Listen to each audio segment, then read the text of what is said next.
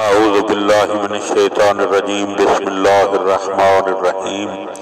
مولا کائنات حضرت امیر المومنین علی ابن ابی طالب علیہ السلام کے مجموعہ کلام نہج البلاغہ کے پہلے باب کا خطبہ نمبر 185 یہ حوادث و فتن کے ذکر سے مخصوص ہے۔ ہاں میرے ماں باپ ان گنتی کے چند افراد پر قربان ہوں جن کے نام آسمانوں میں جانے پہچانے ہوئے اور زمین میں انجانے ہیں، لہذا اس صورتحال کے متوقع رہو کہ تمہیں مسلسل ناکامیاں ہوتی رہیں اور تمہارے تعلقات درہم و برہم ہوتے رہوں اور تم میں کے چھوٹے برسر کار نظر آئیں۔ یہ وہ ہنگام ہوگا جب مومن کے لیے بطریق حلال ایک درہم حاصل کرنے سے تلوار کا وار کھانا آسان ہوگا۔ وہ وقت ہوگا جب لینے والے فقیر بے نوا کا اجر و ثواب دینے والے اغنیاء سے بڑا ہوا ہوگا۔ یہ وہ زمانہ ہوگا جب تم مست و سرشار ہوگے، شراب سے نہیں بلکہ عیش و آرام سے، اور بغیر کسی مجبوری کے بات پر قسمیں کھاؤ گے اور بغیر کسی لاچاری کے جھوٹ بولو گے۔ یہ وہ وقت ہوگا جب مصیبتیں تمہیں اس طرح کاٹیں گی جس طرح اونٹ کی کوہان کو پالان۔ ان سختیوں کی مدت کتنی دراز اور اس سے چھٹکارا پانے کی امیدیں کتنی دور ہیں۔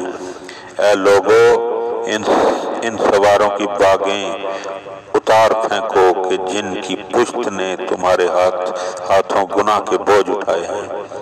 اپنے حاکم سے کٹ کر علیحدہ نہ ہو جاؤ، ورنہ بدعمالیوں کے انجام میں اپنے ہی نفسوں کو برا بلا کہو گے، اور آتش فتنہ تمہارے آگے شعلہ ور ہے، اس میں اندھا دھند کود نہ پڑو، اس کی راہ سے مڑ کر چلو اور درمیانی راہ کو اس کے لیے خالی کر دو، کیونکہ میری جان کی قسم یہ وہ آگ ہے کہ مومن اس کی لپٹوں میں تباہ و برباد اور کافر اس میں سالم و محفوظ رہے گا۔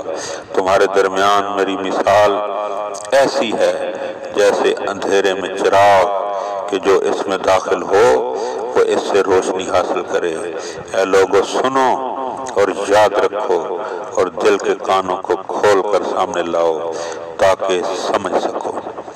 اس دور میں دینے والے مالدار سے لینے والے فقیر و نادار کا اجر و ثواب اس لیے زیادہ ہوگا کہ مالدار کے اکتساب رزق کے ذرائع ناجائز و حرام ہوں گے، اور وہ جو کچھ دے گا اس میں نمود و ریا، شہرت و نمائش مقصود ہوگی، جس کی وجہ سے وہ کسی اجر کا مستحق نہ ہوگا۔ اور غریب لے گا تو اس میں غربت و بیچارگی سے مجبور ہو کر اور اسے صحیح و مصرف میں صرف کرنے سے اجر و ثواب کا مستحق ہوگا۔